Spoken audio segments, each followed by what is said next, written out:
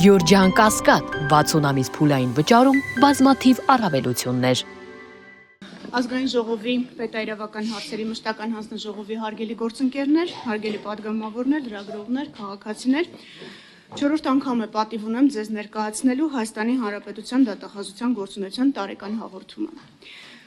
Նախքան հաղորդման մանրամասներին անդրադառնալը համառոտ նշեմ, թե ինչի մասին եմ այսօր խոսելու, որպեսզի նաև քննարկման շրջանակը մեզ համար պարզ լինի։ Նախ առաջին կարևոր հանգամանքը, որը կցանկանամ ընդգծել, դա այն է, որ 25 թվականի ընթացքում դատախազության բացառիկ պետական եւ համայնքային շահերի պաշտպանության լիազորության շրջանակում կայացված դատական ակտերով, ինչպես նաև դատախազական ներգործության միջոցների կիրառման արդյունքում Հայաստանի Հանրապետության եւ համայնքների սեփականությանը կամ տիրապետմանն է վերադարձվել նախնական գնահատմամբ 66 միլիարդ 934 միլիոն դրամ շուկայականին մոտարկված կադաստրային արժեքով 124 գույք։ Գույքերի շարքում են մանկապարտեզներ, մշակույթի տուն, մարզադաշտ, բնության հուշարձաններ, պուրակներ, հողատարածքներ, անտառային տարածքներ։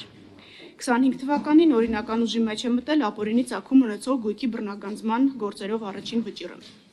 Այս վճռի հիման վրա Հայաստանի Հանրապետության սեփականության իրավունքն է գրանցվել Վարդանանց փողոցում գտնվող մեկ բնակարանի եւ Կոտայքի մարզի Առինչ համայնքում գտնվող մեկ բնակելի տան նկատմամբ։ Գույքերի ընդհանուր միջին շուկայական արժեքը կազմում է 300 միլիոն 650 հազար դրամ։ Բացի այդ, վերականգնված միջոցների միասնական հաշվին է փոխանցվել 50,000 եվրոյին համարժեք 20 միլիոն 634 հազար դրամ եւ 878 հազար դրամ։ Երկրորդ վճիռը ապօրինի ծագում ունեցող գույքի բռնագանձման գործերով, ինչպես տեղյակ եք, ուժի մեջ մտավ բոլորովին վերջերս, ապրիլի 15-ին։ Օրինական ուժի մեջ մտած վճռով հօգուտ Հայաստանի Հանրապետության Աբովյան համայնքի նախկին ղեկավար Կարապետ Գուլայանից եւ նրա կնոջից Ռոզա Ծառուկյանից որպես ապօրինի ծագում ունեցող գույքեր ենթակա են բռնագանձման։ Կոտայքի մարզի Առինչ գյուղի Սևակ թաղամասի 14 փողոցի թիվ 8 հասցեի անշարժ գույքը, այդ գույքի 90%-ը ճանաչվել է ապօրինի, գույքի նկատմամբ ենթակա է գրանցման Հայաստանի Հանրապետության սեփականության իրավունքը։ Կոտայքի մարզի Ծաղկաձոր համայնքի Տանձախփուր փողոցի 29/2 հողամասը ամբողջությամբ, Ագվա բանկ բաժնետիրական ընկերության 2000 հատ բաժնետոմս, 21 թվականին Բերգլաս ՍՊ-ին տրամադրված 294,900 ԱՄՆ դոլար փոխառության չվերադարձված մասի 264,000 ամերիկյան դոլարի պահանջի իրավունքը, 934,000 դրամ որպես էլեկտրամոնտաժ բաց բաժնետիրական ընկերության 19 թվականին ձեռք բերված 267 բաժնետոմսերի արժեք, 1 միլիարդ 227 միլիոն 490 հազար դրամ որպես Գուլանի օրինական եկամուտներով չհիմնավորվող ծախս, 58 միլիոն 120 հազար դրամ որպես ապօրինի եկամտի մնացորդ, որը հանդիսանում է ապօրինի ծագում ունեցող գույքի վերափոխման կամ օգտագործման արդյունքում առաջացած գումար։ Հաջորդ հանգամանքը, որի մասին խոսելու եմ, նախաքննության ժամկետներն են։ Ժամկետների նվազման վերջին մի քանի տարիներին արձանագրված միտումները պահպանվել են նաև 25 թվականին, ավարտված քրեական վարույթների կեսից ավելին, մոտ 53,4%-ը քննվել է մինչև 2 ամիս ժամկետում, իսկ ինչը 24 թվականի համապատասխան ցուցանիշը գերազանցում է 11,3%-ով։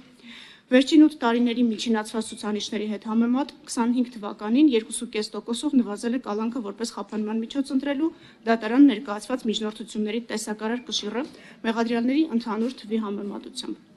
25 թվականին ավարտվել է 3495-ով կամ 9,2%-ով ավելի քրեական վարույթ, քան 24 թվականին էր։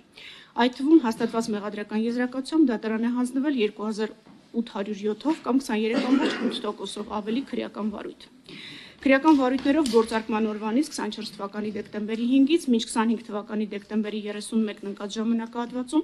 վերականգնված միջոցների միասնական հաշվին եւ հարկ վճարողների միասնական հաշվին փաստացի վճարվել է 39 միլիարդ 895 միլիոն 845 հազար դրամ։ Իմ կողմից նշված հանգամանքներին անդրադառնամ մի փոքր ավելի մանրամասն հետագայում նաև պատասխանելով ձեր հարցերին։ Նախ հանցավորության վիճակի հետ կապված։ Ներքին գործերի նախարարության հանցավորության վիճակագրության եւ հանցավորության կենտրոնի տրամադրած տվյալների համաձայն Հայաստանի Հանրապետությունում 25 թվականին հանցագործության դեպքերը նվազել են։ 25 թվականին Հայաստանի Հանրապետությունում կատարվել է 40,722 հանցագործություն, որոնցից 18,857-ը Երևանում։ 24 թվականի համեմատ 25 թվականին հանցագործությունների դեպքերը նվազել են 3,2%-ով կամ 1335-ով։ 25 թվականին արձանագրվել է նաև հանցագործությունների բացահայտման ցուցանիշի աճ։ 25 թվականին բացահայտման ցուցանիշը կազմել է 29,7%, 24 թվականի 22,8-ի դիմաց։ Աճը բացահայտման ցուցանիշի կազմել է 6,9%։ Հանցագործության 40,722 դեպքի բացարձակ մեծամասնությունը 82,6%-ը ոչ մեծ եւ միջին ծանրության հանցագործություններ են, այսինքն նվազ հանրային վտանգավորություն ունեցող հանցագործություններ։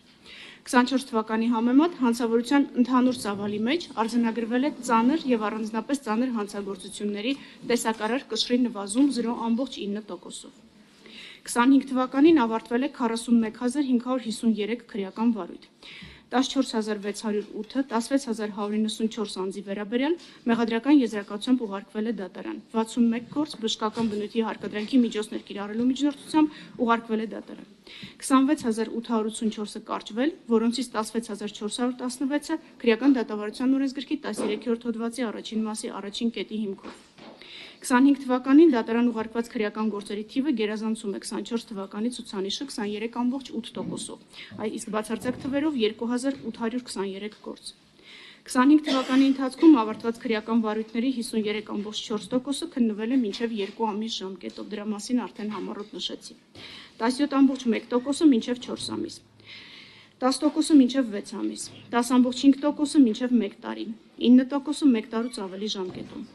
25 թվականին ավարտվել է 3495-ով կամ 9,2%-ով ավելի քրեական վարույթ, քան 2024 թվականին էր։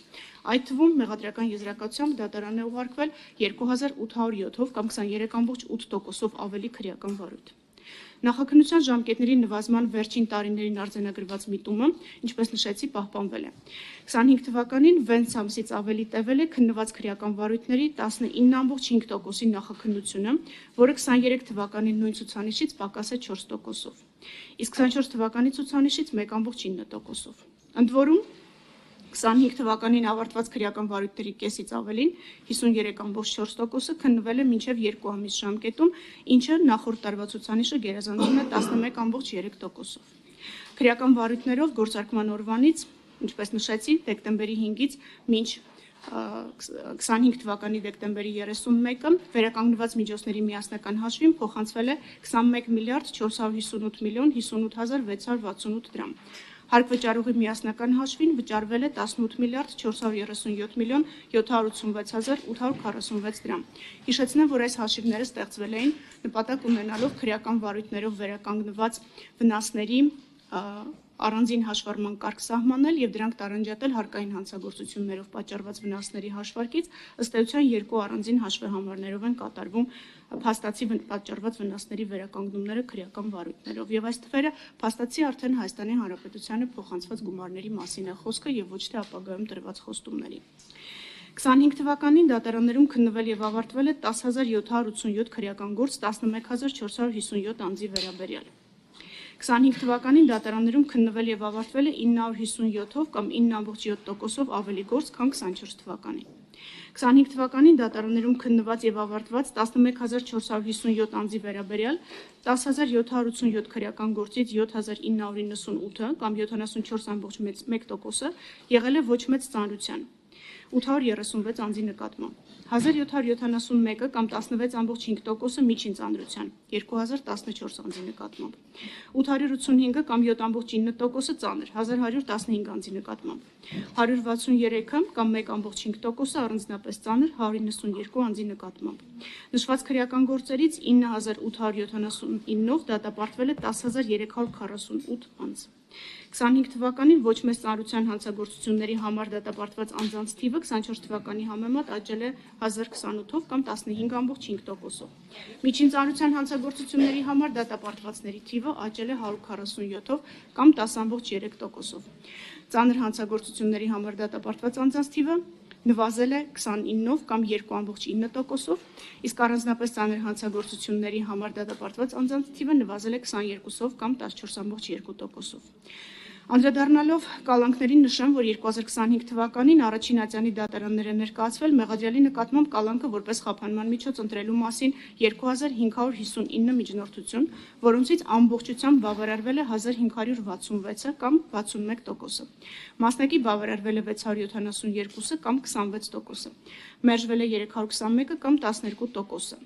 2023-25 թվականների ընթացքում արձանագրվել է ինչպես ներկայացված միջնորդությունների, այնպես էլ փաստացի դատարանի կողմից բավարարված միջնորդությունների տեսակարար կշռի նվազման միտում, որպես մեղադիալ ներգրավված անձանց թվի համեմատ։